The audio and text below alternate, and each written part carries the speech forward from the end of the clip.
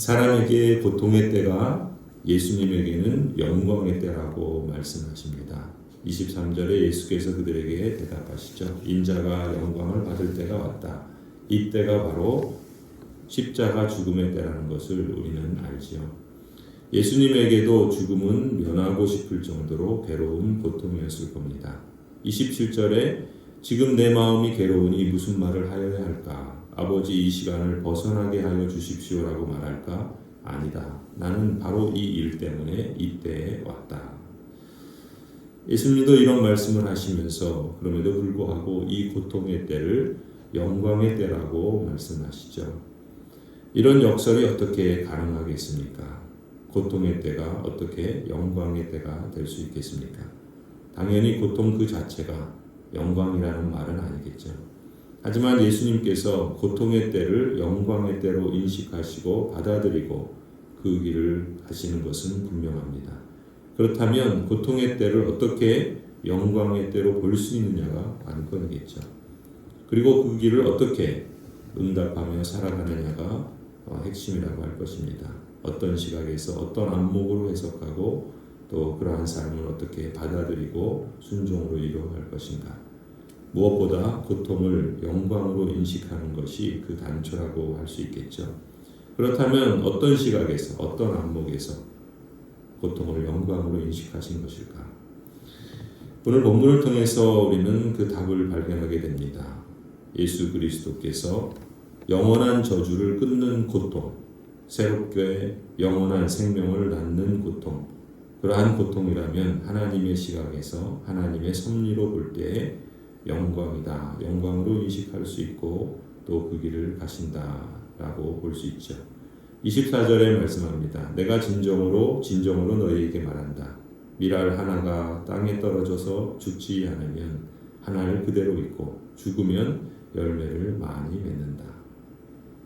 예수님께서는 하나님이 섭리하시는 자연 법칙에 주목하여 말씀하십니다.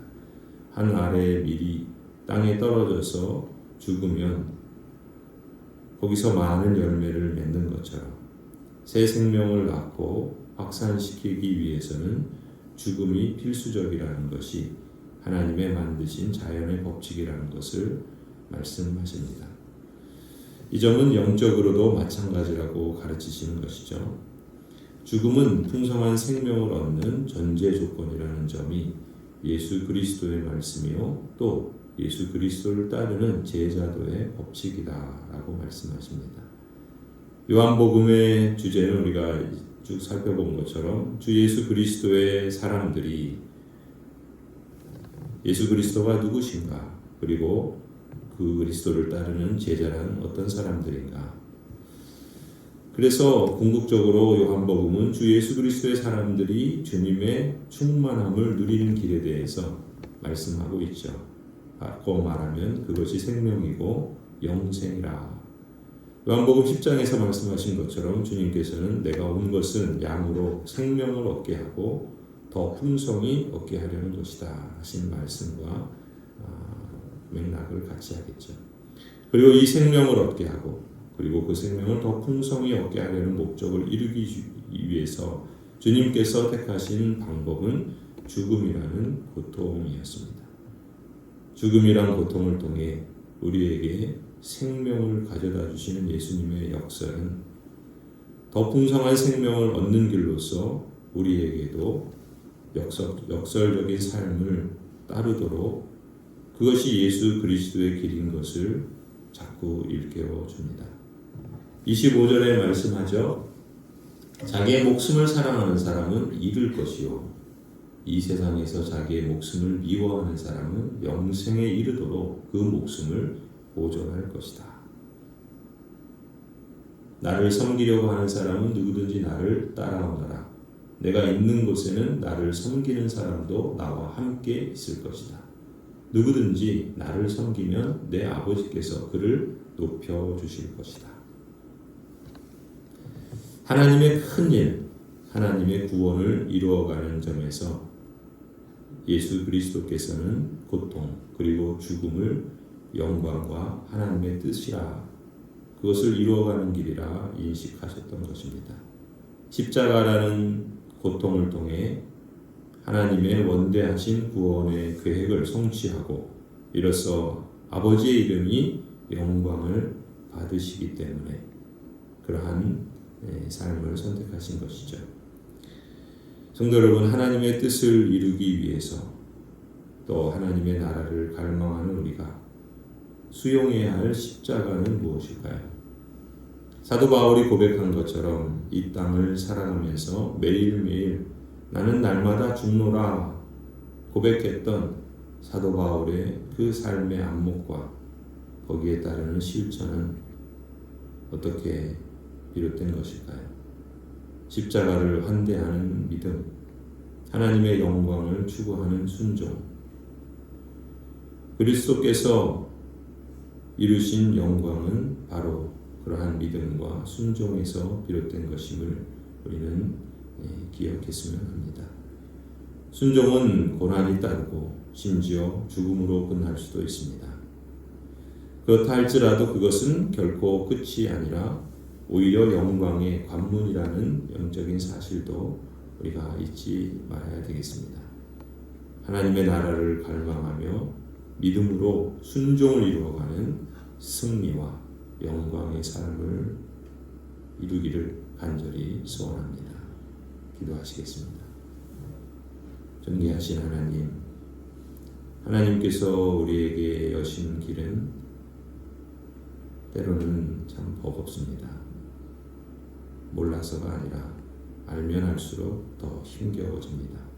선택을 해야 되고 결단을 해야 되고 또 몸이 움직여야 되고 또 삶이 그렇게 날아가야 되는데 우리가 생각하고 인식하는 것만큼 우리의 몸과 삶은 미치지 못해서 무력감을 느끼고 또 그러한 여정 속에 수많은 유혹과 시험들이 또 세상이 추구하는 모습과 또 그러한 열매들이 우리를 이렇게 저렇게 자꾸 흔듭니다.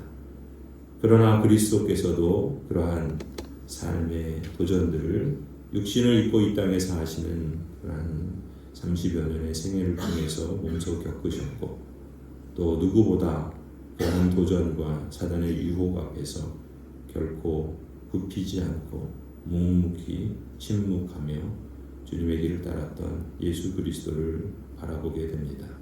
오 주님, 우리의 인생의 여정 속에 우리에게 단 하루의 삶을 주시지 않고 우리가 살아갈 인생의 여정들을 여러 날 주신 것이라면 그 날들 속에서 우리가 하나씩 어떠한 삶을 이루고 또 순종으로 성취해야 할 것인지 하나님 우리 자신을 보면 무력할 수밖에 없지만 그러나 그리스도께서 우리의 구원의 길이 되신 것처럼 또 우리의 거룩을 이루어가는 삶의 또한 길이 되어 주실 줄도 믿습니다.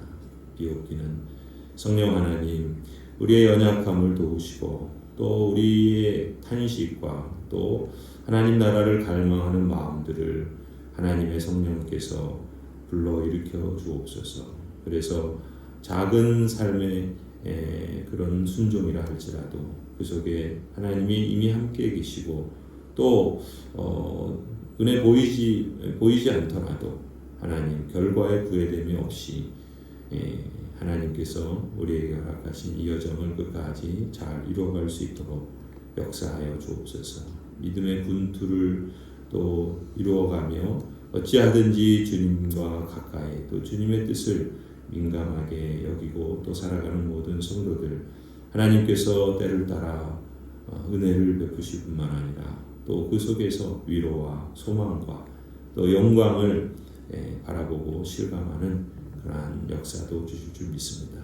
이 사순절 기간 동안 특별히 하나님 나라를 갈망하며 또 믿음의 길을 걸어가는 모든 성도들이 순종으로 또 승리와 영광의 참맛을 맛보고 더욱더 확대해 갈 수 있도록 성령 하나님 역사하여 주시옵소서. 이제는 우리 주 예수 그리스도의 은혜와 하나님 아버지의 놀라우신 그 사랑과 성령 하나님이 함께 하시고 또 동행해 주심이 주님께서 택하신 모든 언약 백성들과 가정들과 자녀들 위해 생업과 일터와 학업의 현장 가운데 고향 제일교회 위에 이제로부터 영원토록 함께 있을지어다. 아멘.